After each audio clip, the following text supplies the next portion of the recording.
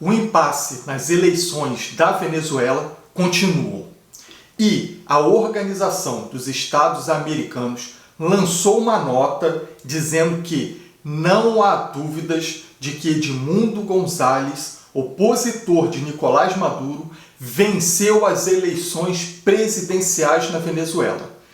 E depois de tudo isso daí, o opositor Edmundo González teve que sair às pressas da Venezuela por ordem de Maduro ter que mandar prender o seu opositor. Ele pediu asilo político na Espanha. Ele já se encontra na Espanha, o Edmundo González. E no meio de tudo isso daí, ainda há muita confusão.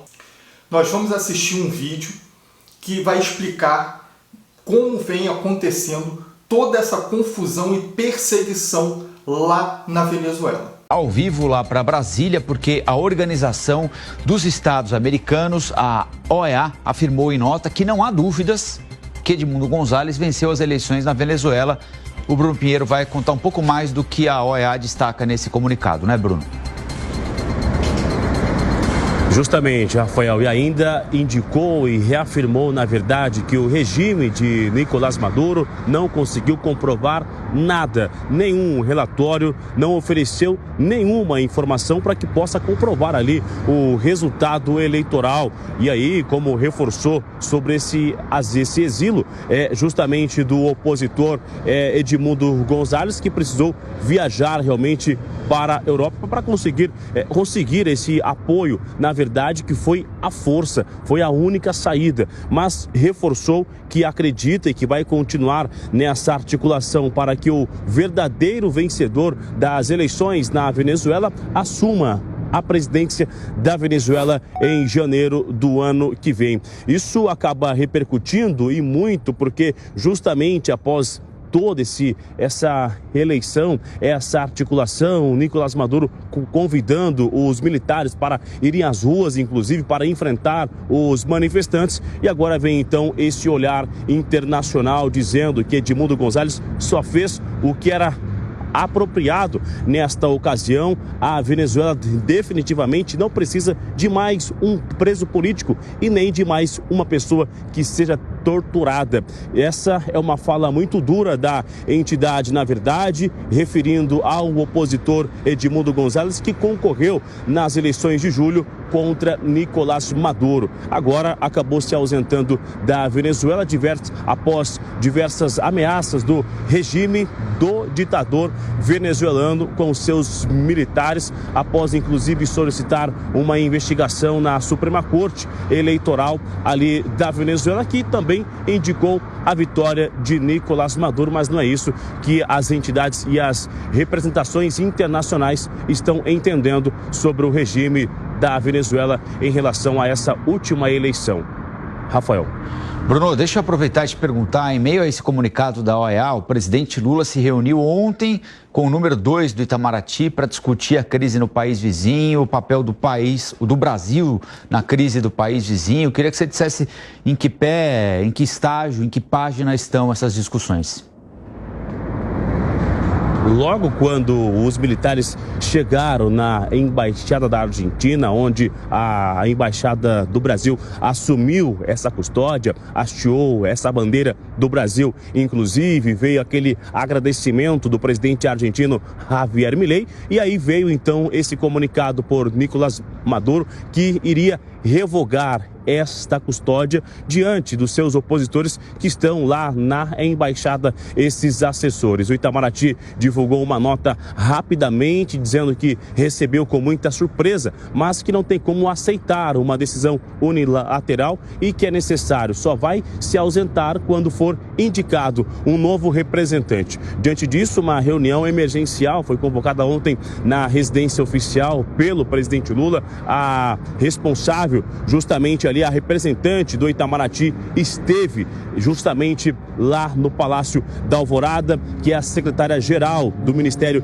das Relações Exteriores, Maria Laura da Rocha, representando o chanceler Mauro Vieira, que está numa viagem internacional. Ela chegou antes das 9 da manhã em uma reunião que durou cerca de 2 horas. Agora, essa reunião justamente sobre outros assuntos de interesse internacionais, mas justamente estudando qual será a resposta da diplomacia brasileira sobre mais um comportamento radical considerado pelo Itamaraty de Nicolás Maduro, que até então, antes das eleições, tinha um certo relacionamento com a embaixada brasileira, com a diplomacia brasileira, mas começou a subir o tom logo quando ele disse que aqueles que estavam irritados com o processo eleitoral que tomasse um chá de camomila. Então, até agora é estudada uma resposta. Isso deve acontecer nas próximas horas. A gente segue de olho. Rafael Colombo.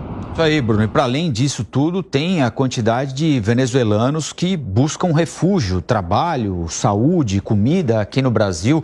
Segundo manchete de um dos jornais, nesta manhã, dobrou o número de venezuelanos em direção ao Brasil nos últimos dias. Tanto é que vai ser preciso reforçar a operação acolhida. Deixa eu ouvir a Amanda e o Cristiano Vilela. Quero transferir para vocês a pergunta que eu fiz agora há pouquinho para o professor Marcos Vinícius. Nunca antes em mandatos do presidente Lula ou da ex-presidente Dilma Rousseff, a relação esteve tão ruim, né? A gente está acompanhando a mais um capítulo óbvio e clássico de uma ditadura, que é ameaçar com prisão um adversário político até que ele tome a decisão de ficar e ser preso ou procurar refúgio em um país considerado seguro.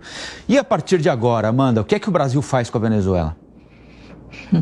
Boa pergunta, Colombo. O Brasil está agindo com delay nesse assunto. Todos os países já se posicionaram, todos os países da OEA, 9 países latino-americanos, Estados Unidos, União Europeia, com críticas duras, assumindo que o governo de Nicolás Maduro é uma ditadura, que não respeitou, que ele não ganhou as eleições, que quem ganhou foi Edmundo González, agora exilado na Espanha, e o Brasil e a Colômbia ficam absolutamente isolados, a não ser os países de esquerda do continente, mas como grandes economias e países desenvolvidos, ou em desenvolvimento, né, mas como grandes economias da América Latina, Colômbia e Brasil ficam isolados, mantendo essa posição em cima do muro, né? Em bom português é isso, nem muito lá nem muito cá, quer dizer, não reconhece a vitória de Maduro, mas insiste em pedir atas eleitorais que obviamente não vão aparecer, estão agindo com delay, estão muitos passos atrás da crise. De repente a Venezuela surpreende e tem traído o governo Lula sistematicamente, desde o Acordo de Barbados, quando se comprometeu com eleições limpas e não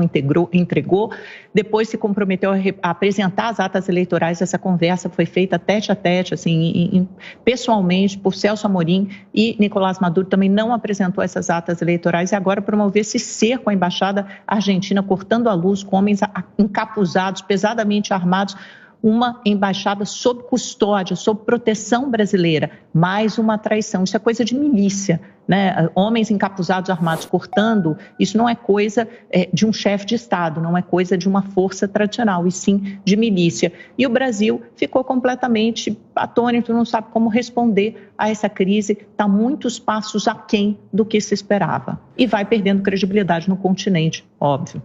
Pois é, a posição do governo brasileiro é muito, muito ruim.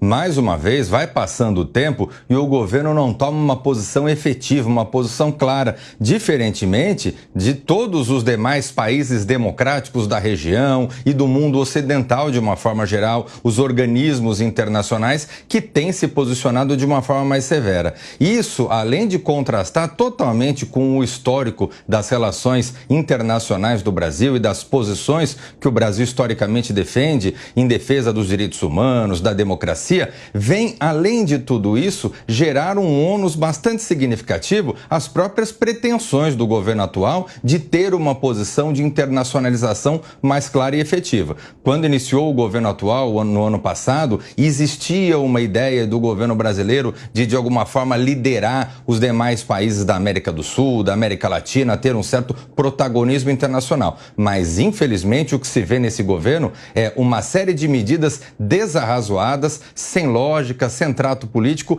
privilegiando aspectos ideológicos e deixando de lado os compromissos históricos da diplomacia brasileira.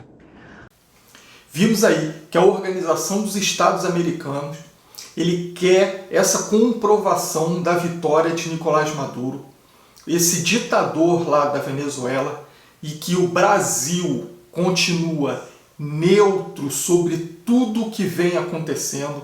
Sabemos que o presidente Lula é amigo íntimo do Nicolás Maduro. Eles possuem uma amizade de muito tempo, né? Eles fazem parte ali do Foro de São Paulo. E o que vem acontecendo na Venezuela, o Brasil só fica naquela neutralidade, nem confirma, nem ataca, nem critica, fica naquilo ali, porque sabe que é companheirinho, né? Então não tem como fazer aquela crítica forte. Quando solta alguma coisa aí, o próprio Nicolás Maduro responde de lá, mas todo esse impasse continua. A Corina disse que em janeiro o Edmundo Gonzalez vai assumir a presidência, vai ser algo bem complicado. Eu acredito que vai ser muito difícil o Nicolás Maduro entregar a sua presidência, entregar a Venezuela aos seus opositores. Mas o que você acha de tudo isso daí? Coloca aqui nos comentários, quero saber de você, o que você tem em mente referente a toda essa confusão lá na Venezuela e que, se der uma olhadinha, é algo que já vem acontecendo aqui no Brasil de uma forma mais devagar e branda, mas vem acontecendo sim com perseguições e autoritarismo. Coloca aqui nos comentários. Vou pedir também para vocês curtirem o vídeo, compartilhar esse vídeo com amigos e principalmente em grupos. E pessoal, não deixem de se inscrever aqui no canal e ativar o sino de notificação. Vídeo aqui todos os dias. E fiquem com Deus.